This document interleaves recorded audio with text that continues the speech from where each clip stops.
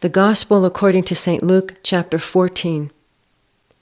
On one occasion, when Jesus was going to the house of a leader of the Pharisees to eat a meal on the Sabbath, they were watching him closely.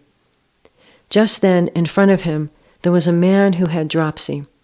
And Jesus asked the lawyers and Pharisees, "Is it lawful to cure people on the Sabbath or not?" But they were silent. So Jesus took him and healed him and sent him away.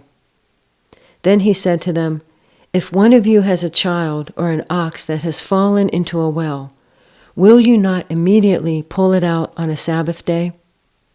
And they could not reply to this. When he noticed how the guests chose the places of honor, he told them a parable.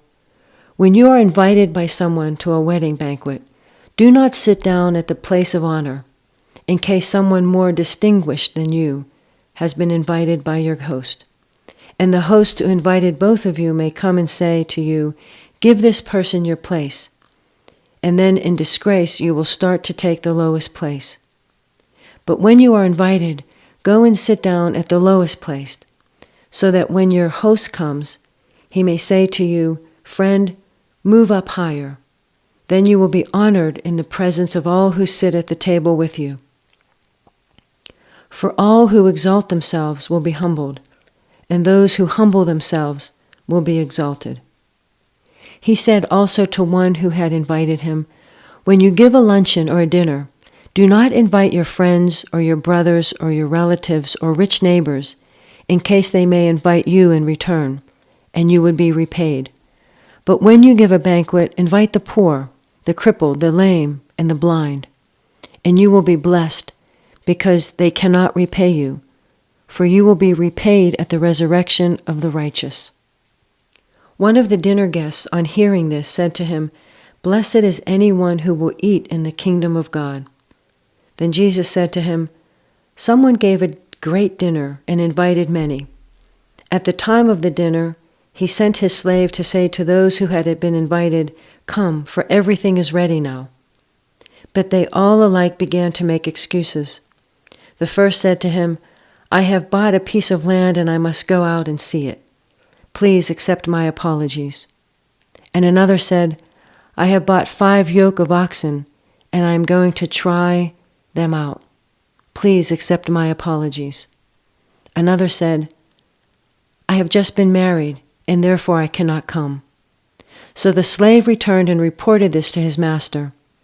Then the owner of the house became angry and said to his slave, 'Go out at once into the streets and lanes of the town and bring in the poor, the crippled, the blind, and the lame.' And the slave said, 'Sir, what you ordered has been done, and there is still room.'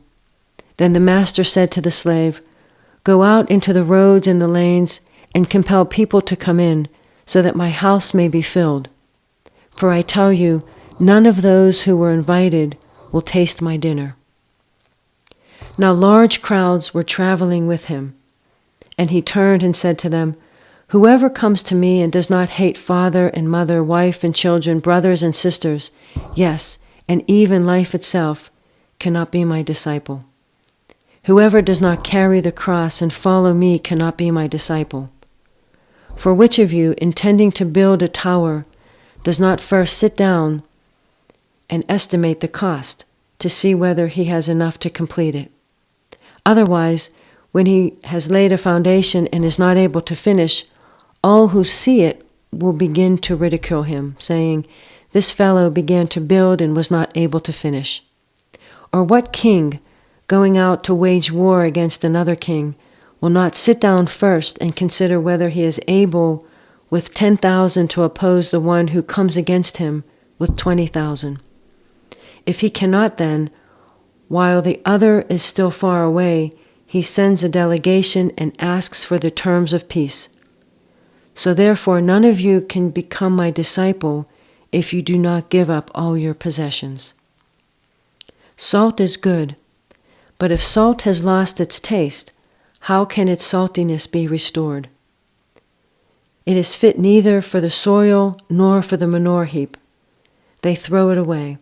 Let anyone with ears to hear listen."